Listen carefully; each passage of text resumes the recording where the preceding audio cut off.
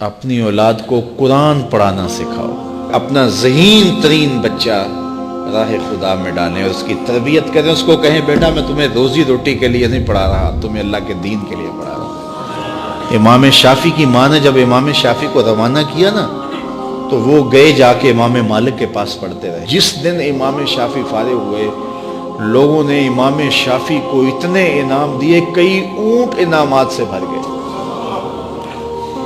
امام شافعی کی والدہ بیوہ تھی اور ایک ہی بیٹا تھا جو کمائی تھی راہ دین میں ڈال دی۔ تو جس دن امام شافعی کئی سالوں کے بعد واپس آئے تو آپ کی خالہ اور آپ کی ماں امام شافعی کو لینے کے لیے مکہ سے باہر، شہر سے باہر آئیں تو ایک قطار اونٹوں کی نظر آئی۔ تو امام شافعی کی ماں نے دیکھا کہ یہ اونٹوں کی قطار کیسی ہے، تو کسی نے کہا یہ تیرا بیٹا آ رہا ہے اور اس کو اتنا مال و انعام دیا گیا ہے کہ وہ مالا مال ہو گئے۔ امام شافعی کہتے ہیں جب میں آیا تو میری ماں ایک ریت کے ٹیلے پہ بیٹھی تھی،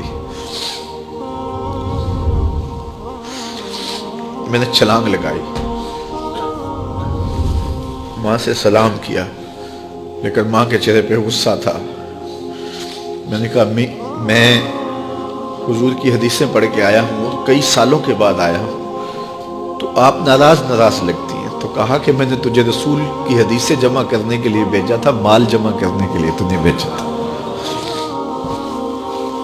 تو حضرت امام شافعی فرماتے ہیں میں نے ماں کو کہا کہ امی کیا کروں، تو ماں نے کہا کہ بیٹے جو بھوکے ہیں انہیں غلہ دے دو اور جو ننگے ہیں انہیں لباس دے دو۔ تو امام شافعی نے صرف چند درہم جیب میں رکھے، باقی وہاں کھڑے کھڑے سب راہ خدا میں خیرات کر دیا۔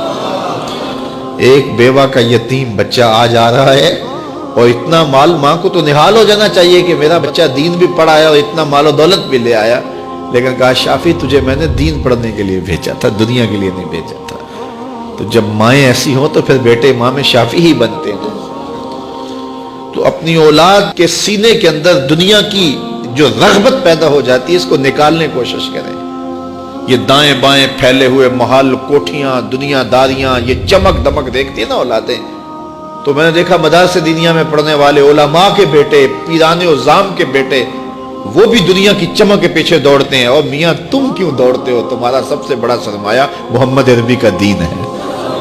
یہ کیوں دیکھیں دنیا کو؟ کیا ہوتی ہے دنیا کی چمک؟ ہماری تو ساری عزت حضور ہے۔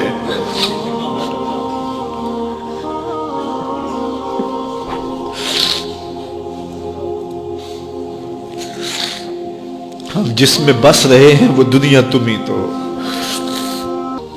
ایک عالم دین کو، ایک دیندار شخص کو اپنی اولاد کے سینے سے حب دنیا نکالنی چاہیے۔